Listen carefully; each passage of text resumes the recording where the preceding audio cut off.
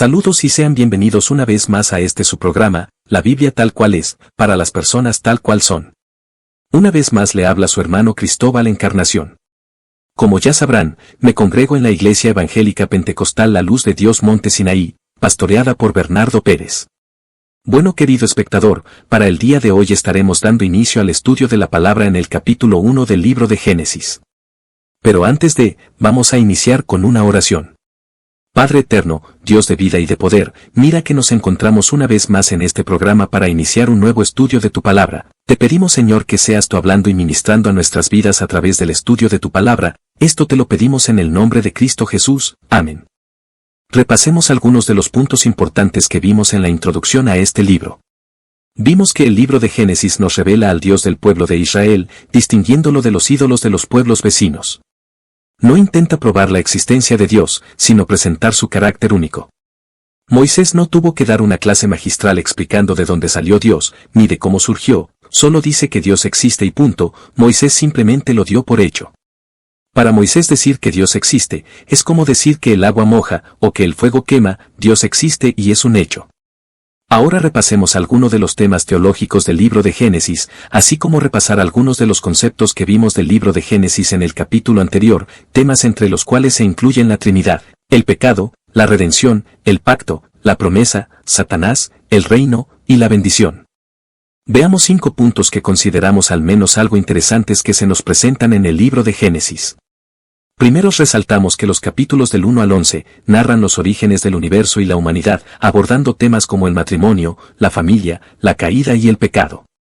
Estos relatos muestran cómo la gracia de Dios aumenta en respuesta a la desobediencia humana. También vemos una conexión con el libro de Apocalipsis. Génesis establece un vínculo con el libro de Apocalipsis, donde el paraíso perdido se restaura. Juan ofrece una resolución a los problemas originados por la caída. Léase el libro de Génesis en su capítulo 3, eliminando la maldición. Léase el libro de Apocalipsis en su capítulo 22 versículo 3, y permitiendo a los creyentes regresar al paraíso eterno. Se nos muestra el origen de Israel. Dios explica a Israel su origen como una familia que remonta su linaje a Jebed y Sem, hijo de Noé. Comprender sus raíces, instituciones y experiencias era crucial mientras se preparaban para conquistar Canaán, guiándose por los principios morales de los libros de Moisés. Se nos relata las promesas a Abraham. En el libro de Génesis en su capítulo 12 versículos del 1 al 3, Dios promete a Abraham tierra, descendencia y bendición, formando la base del pacto que se cumple a lo largo de las Escrituras. Esto subraya la misión de Israel como luz de las naciones. Léase el libro del profeta Isaías en su capítulo 42 versículo 6. Y por último podemos ver la gracia divina. Génesis destaca la gracia de Dios frente a la rebelión humana, reforzando la idea de que donde el pecado abundó, la gracia sobreabundó. Véase la carta a los Romanos en su capítulo 5 versículo 20.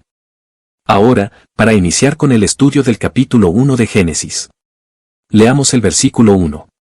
En el principio creó Dios los cielos y la tierra. Génesis 1:1 declara de manera simple y poderosa que Dios creó los cielos y la tierra. Esta afirmación plantea uno de los desafíos más significativos para la mente moderna, especialmente cuando consideramos la complejidad y vastedad del universo. Vivimos en una galaxia que gira a una velocidad increíble de 784.000 kilómetros por hora, y aún así necesita 200 millones de años para completar una sola rotación. Con más de 1.000 millones de galaxias similares a la nuestra, el universo es un mar de estrellas que funcionan con sorprendente orden y eficiencia. Ante tal maravilla, la idea de que el universo solo apareció o evolucionó parece requerir más fe que creer que un Dios todopoderoso está detrás de todas estas estadísticas asombrosas. La creación de Dios es, sin duda, un testimonio de su grandeza y poder. El versículo 1 del capítulo 1 de Génesis establece la creación de los cielos y la tierra por Dios. Este enunciado ha sido la base para muchas interpretaciones teológicas que ven este acto como el comienzo de todo lo que existe. Este versículo sugiere una creación ex nihilo, o creación de la nada, mientras que otros lo interpretan como el inicio de un proceso de ordenamiento de materia preexistente. La narrativa bíblica de la creación es notoriamente breve y no se extiende en detalles científicos o técnicos. Este hecho nos lleva a concluir que la Biblia no pretende ser un manual de ciencia, sino más bien una fuente de verdad espiritual y moral. Esta perspectiva nos resalta la intención teológica del texto, que es enseñar sobre la relación de Dios con la creación, más que proporcionar una explicación detallada del proceso creativo. En muchas instituciones educativas existe una falta de respeto o creencia en la narrativa bíblica de la creación. Esto es especialmente cierto entre los académicos que se alinean con posiciones ateas o agnósticas, que ven la creación bíblica como incompatible con las teorías científicas ampliamente aceptadas, como el Big Bang y la evolución. Dos grupos que han tenido un impacto significativo en la percepción de la creación bíblica son los estudiosos ateos y algunos teólogos científicos. Los primeros niegan cualquier forma de creación divina, mientras que los segundos intentan reconciliar la narrativa bíblica con la ciencia moderna. Estos nuevos teólogos buscan una síntesis entre la creación bíblica y las teorías científicas, lo que a menudo resulta en interpretaciones más alegóricas o simbólicas de la narrativa bíblica. Pero déjeme decirle algo, querido espectador, cuando se trata de la creación, solo existen dos medios de explicación, la fe y la especulación. La fe se basa en la aceptación de las narrativas bíblicas como verdades reveladas, mientras que la especulación involucra teorías científicas que intentan explicar el origen del universo y la vida basándose en observaciones y evidencia empírica. A lo largo de la historia, ha habido varias teorías que se consideraban hostiles a la Biblia y en su mayoría han caído en desuso. Veamos algunos ejemplos de estas teorías. Teoría del estado estacionario, propuesta por Fred Hall, Thomas Gould y Herman Bundy en 1948, esta teoría sugería que el universo no tenía un comienzo ni un final, sino que se mantenía constante y eterno en su aspecto general, con la creación continua de materia para mantener la densidad constante a medida que el universo se expandía. Esta teoría se consideraba incompatible con la narrativa bíblica de un universo creado en un momento específico. Sin embargo, la teoría cayó en desuso en las décadas de 1960 y 1970, cuando la evidencia del fondo cósmico de microondas y el descubrimiento de la radiación de fondo de microondas proporcionaron un fuerte apoyo al Big Bang, una teoría que sugiere un inicio específico del universo. Eternalismo aristotélico. La idea aristotélica de un universo eterno y sin principio se sostuvo durante mucho tiempo en la filosofía griega y en el pensamiento medieval antes de la consolidación de la cosmología cristiana. Aristóteles creía en un universo que no fue creado ni tendría fin, lo cual contrastaba con la idea bíblica de un universo creado por Dios en un punto específico en el tiempo. Esta visión cayó en desuso a medida que el pensamiento judeocristiano se convirtió en dominante en Occidente y especialmente con el desarrollo de la cosmología moderna basada en el Big Bang. Teoría del universo oscilante. Esta teoría sugería que el universo pasa por un ciclo infinito de expansiones y contracciones, Big Bang seguido de un Big Crunch y luego otro Big Bang. En un tiempo, esta teoría fue considerada una alternativa viable al modelo del Big Bang único, ya que proponía un universo eterno y cíclico en lugar de uno con un comienzo definido. Sin embargo, la evidencia acumulada sobre la expansión acelerada del universo y el concepto de energía oscura han hecho que la idea de un Big Crunch sea menos probable, lo que ha llevado a que la teoría del universo oscilante caiga en desuso. Cosmología marxista-leninista. Durante el siglo XX, la cosmología oficial de los países comunistas, basada en la filosofía materialista dialéctica, sostenía que el universo era infinito en espacio y tiempo, en contraposición a la idea de un comienzo absoluto como se encuentra en la Biblia. Esta perspectiva fue promovida por razones ideológicas más que científicas. Con la caída del comunismo y el avance en la comprensión cosmológica, esta visión ha sido ampliamente abandonada. Todas estas teorías se oponían a la narración bíblica, ya que proponían un universo eterno o sin inicio han sido ampliamente reemplazadas por la teoría del Big Bang, que sí es compatible con la idea de un inicio del tiempo y el espacio. Ahora, ¿no le parece gracioso que todas estas teorías que negaban la Biblia, ya nadie las toma en serio? Ya nadie las da por buenas y válidas, por ahora se conforman con la teoría del Big Bang, pero muy posiblemente, a esa le pase lo mismo que a las anteriores, y sea reemplazada, mientras que la Biblia sigue diciendo, en el principio creó Dios los cielos y la tierra. Una característica notable de la ciencia es que sus teorías cambian con el tiempo. Las fuentes científicas se actualizan aproximadamente cada 5 a 10 años, lo que significa que lo que se considera verdad científica hoy puede no serlo mañana. Esto contrasta con la Biblia, que se presenta como una fuente inmutable de verdad espiritual. Es importante entender que la Biblia no fue escrita como un texto científico sobre geología o biología, sino como un documento espiritual que ofrece verdades sobre Dios y la moralidad. Las narrativas bíblicas, incluida la creación, tienen más que ver con enseñar sobre la naturaleza de Dios y su relación con la humanidad que con proporcionar explicaciones científicas detalladas. Las teorías sobre el origen del hombre también varían ampliamente. Desde la narrativa bíblica, los humanos fueron creados directamente por Dios a su imagen y semejanza. Por otro lado, las teorías científicas, como la evolución, sugieren que los humanos evolucionaron a partir de ancestros comunes con otros primates a través de un proceso largo y gradual. La teoría de la evolución, propuesta por Charles Darwin, sugiere que todas las especies de seres vivos han descendido de ancestros comunes a través de un proceso de selección natural. Esta teoría ha sido ampliamente aceptada en la comunidad científica. Los científicos evolucionistas generalmente sostienen que la teoría de la evolución es la mejor explicación disponible para la diversidad de la vida en la Tierra. Sin embargo, reconocen que, como toda teoría científica, está sujeta a revisión y actualización. Mientras que los teólogos evolucionistas intentan reconciliar la fe religiosa con la teoría de la evolución. Estas posiciones sostienen que Dios podría haber utilizado el proceso de la evolución como un medio para crear la vida. Esta perspectiva busca armonizar la ciencia moderna con la fe, sugiriendo que no hay conflicto inherente entre los dos. Existen desacuerdos significativos sobre las teorías del origen de la vida, tanto dentro de la comunidad científica como entre científicos y teólogos. Mientras que algunas teorías científicas proponen que la vida surgió espontáneamente a partir de compuestos químicos bajo ciertas condiciones, otros argumentan que la complejidad de la vida requiere una explicación que incluya una inteligencia superior o un diseño intencional.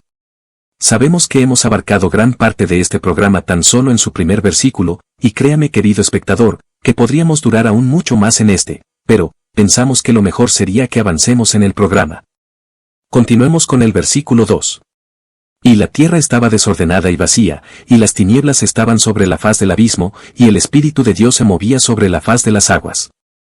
En este versículo podemos resaltar 3 puntos centrales, los cuales son: 1. Estaba desordenada y vacía, indica que la tierra no estaba acabada en su forma y aún no habitada por criaturas, lo que se compara con otros pasajes como Isaías capítulo 45 versículos 18 y 19, así como el de Jeremías capítulo 4 verso 23. Se menciona que Dios decoraría su creación inicial en 6 días. 2. El abismo, término que describe la superficie de la tierra cubierta por las aguas antes de la aparición de la tierra seca, el cual también fue usado por Jonás para describir el abismo de aguas en el que se encontró, véase el libro de Jonás capítulo 2 versículo 5. 3. El Espíritu de Dios, refleja la participación del Espíritu Santo en la creación, junto con Dios el Hijo, como se menciona en el libro de Juan capítulo 1 versículos del 1 al 3, en la carta a los Colosenses capítulo 1 en su verso 16 y en la carta a los Hebreos capítulo 1 versículo 2. Debido a esta porción del versículo 2, donde dice, y la tierra estaba desordenada y vacía, aparecieron unas cuantas teorías que nos dicen que todo había sido creado en el versículo 1, y que entre el versículo 1 y el 2, pasó algún tipo de cataclismo que desordenó al mundo. Que ya había una creación previa a Adán y que la destrucción de esta es la desorden que está presente en el versículo 2. Veamos algunas de estas teorías.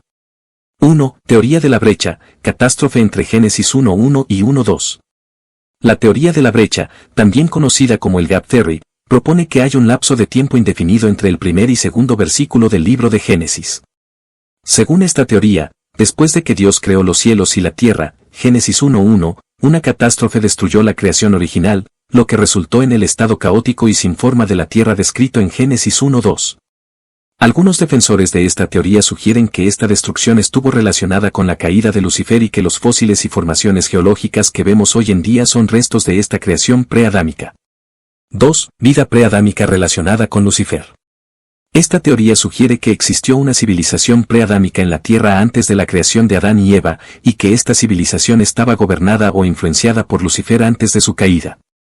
Según esta visión, la rebelión de Lucifer contra Dios y su caída resultaron en la destrucción de esta civilización preadámica, lo cual es visto como una posible explicación para la desolación descrita en Génesis 1:2. 3. Teoría de la recreación, Éxodo, Dios hizo, no creó. Esta interpretación sugiere que, en el relato de la creación de la tierra, especialmente en referencias como las encontradas en Éxodo, el uso del término hizo en lugar de creó implica que Dios estaba recreando o reformando algo que ya existía previamente, en lugar de hacer algo ex nihilo, de la nada. Según esta teoría, el uso de diferentes términos bíblicos podría indicar un proceso de renovación más que de creación original. Ninguna de estas teorías es respaldada por la mayoría de las denominaciones cristianas, quizás si encuentres algunos que hablen de ella y que las defiendan, dicen que son explicaciones coherentes y que dan mayor sentido a los acontecimientos bíblicos, y puede que de hecho sea así, pero el elefante en la habitación que no podemos negar en ninguna manera es que, A todas estas teorías les falta sustento bíblico, son mera especulación, especulaciones muy coherentes, pero especulación al fin. Ahora leamos el versículo 3. Y dijo Dios, sea la luz, y fue la luz. Dijo Dios, esto nos quiere decir que Dios habló, Dios llamó a la luz a la existencia, y lo hizo sin esfuerzo alguno. Mire lo que nos dice la Biblia en el libro de los Salmos capítulo 33 versículo 6, por la palabra de Jehová fueron hechos los cielos, y todo el ejército de ellos por el aliento de su boca. Todo fue hecho por su palabra, él habló, y cuando lo hizo creó la materia. También vemos la palabra luz, las lumbreras, es decir, el sol, la luna y las estrellas, fueron creadas más adelante, en los versículos 14 al 19. Dios es el dador de la luz y será la fuente de luz en la eternidad futura. Veamos lo que dicen en la segunda carta a los Corintios, en su capítulo 4 versículo 6, donde leemos, porque Dios, que mandó que de las tinieblas resplandeciera la luz, es el que resplandeció en nuestros corazones para iluminación del conocimiento de la gloria de Dios en la faz de Jesucristo. O en el libro de Apocalipsis capítulo 21 versículo 23 donde dice, la ciudad no tiene necesidad de sol ni de luna que brille en ella, porque la gloria de Dios la ilumina, y el Cordero es su lumbrera. Por lo que verdaderamente podemos decir que Dios es el dador de la luz y que es la fuente de luz eterna. Sigamos con los versículos 4 y 5, y vio Dios que la luz era buena, y separó Dios la luz de las tinieblas. Y llamó Dios a la luz día, y a las tinieblas llamó noche. Y fue la tarde y la mañana un día. En esta porción vemos la palabra buena.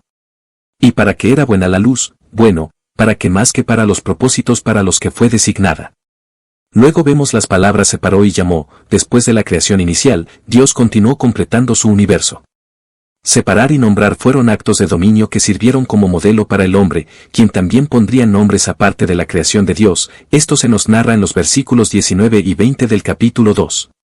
Ahora, el versículo 5 termina diciendo y fue la tarde y la mañana un día. Muchos dicen que cuando la Biblia habla de días en el Génesis, se puede referir a una cantidad de tiempo determinado y no solamente a días de 24 horas. Nosotros creemos que Dios estableció el modelo de la creación en 7 días, que constituyó una semana completa. Pero no hay que negar que la palabra día puede referirse a cualquiera de estos 3 aspectos. 1. La parte iluminada de un periodo de 24 horas. 2. Un periodo extenso de tiempo. 3. Un periodo de 24 horas, es decir, un giro completo de la Tierra sobre su eje, contado por los judíos desde la puesta del sol hasta la siguiente puesta del sol. En hebreo, día con adjetivos numéricos siempre se refiere a un periodo de 24 horas.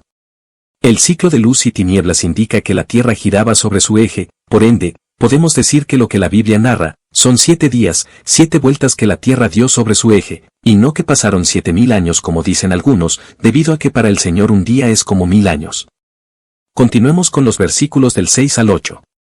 Luego dijo Dios, haya expansión en medio de las aguas, y separe las aguas de las aguas. E hizo Dios la expansión, y separó las aguas que estaban debajo de la expansión, de las aguas que estaban sobre la expansión, y fue así. Y llamó Dios a la expansión cielos. Y fue la tarde y la mañana el día segundo.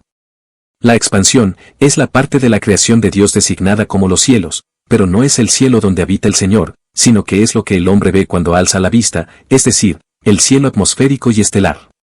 Debajo de la expansión, se refiere a las acumulaciones subterráneas, es decir, un gran océano que lo cubría todo. Sobre la expansión, podría haber sido una cubierta de vapor de agua que actuaba como un invernadero, proporcionando una temperatura uniforme, inhibiendo los movimientos masivos de aire, provocando la caída de rocío, y filtrando los rayos ultravioletas, protegiendo la longevidad. Continuemos con los versículos 9 y 10, donde dice: Dijo también Dios, júntense las aguas que están debajo de los cielos en un lugar, y descúbrase lo seco, y fue así. Y llamó Dios a lo seco tierra, y a la reunión de las aguas llamó mares. Y vio Dios que era bueno. Vemos que, lo seco, pudo haber sido causado por una convulsión cataclísmica en la superficie de la tierra, con el surgimiento y hundimiento de la tierra, lo que hizo que las aguas se retiraran a las partes bajas, formando mares, continentes, islas, ríos y lagos. Podemos ver más de esto en el libro de Job en su capítulo 38 versículos del 4 al 11, así como en el libro de los Salmos, en su capítulo 104, versículos del 6 al 9. Continuemos con los versículos del 11 al 13, donde podemos leer: Después dijo Dios, produzca la tierra hierba verde, hierba que dé semilla, árbol de fruto que dé fruto según su género, que su semilla esté en él, sobre la tierra, y fue así. Produjo, pues, la tierra hierba verde, hierba que da semilla según su naturaleza, y árbol que da fruto, cuya semilla está en él, según su género. Y vio Dios que era bueno. Y fue la tarde y la mañana el día tercero. Vemos que se nos dice, que su semilla esté en él, el principio de la reproducción que caracteriza toda la vida. También dice, según su género, Dios estableció un proceso por el cual el reino vegetal podía reproducirse mediante semillas que mantendrían sus características singulares. Esta frase también describe la reproducción continua de animales dentro de su especie creada, y rechaza la evolución que propone la reproducción cruzada de especies. Continuemos leyendo los versículos del 14 al 19, donde dice: Dijo luego Dios, haya lumbreras en la expansión de los cielos para separar el día de la noche, y sirvan de señales para las estaciones, para días y años, y sean por lumbreras en la expansión de los cielos para alumbrar sobre la tierra, y fue así.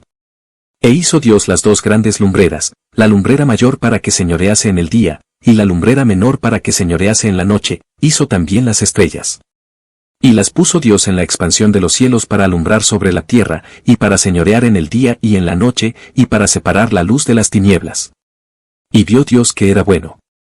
Vemos que se nos dice, dos grandes lumbreras y para separar la luz de las tinieblas, Dios creó las lumbreras, y no otra deidad. Israel había sido expuesto a cultos en Mesopotamia y Egipto que adoraban los cuerpos celestiales, pero Dios les reveló que esos mismos cuerpos celestiales eran creación suya. Eventualmente, Israel también cayó en la adoración del ejército de los cielos, lo que condujo a su exilio. Vemos que muchos en estos días tratan de buscar respuesta en los astros, buscan cuál es su constelación para saber cómo vivir el día a día, con quién hacer amigo y cómo buscar pareja. Pero que nos dice la Biblia, que los astros solo son materia creada por Dios, no son dioses, ni tienen algún poder divino ni nada por el estilo.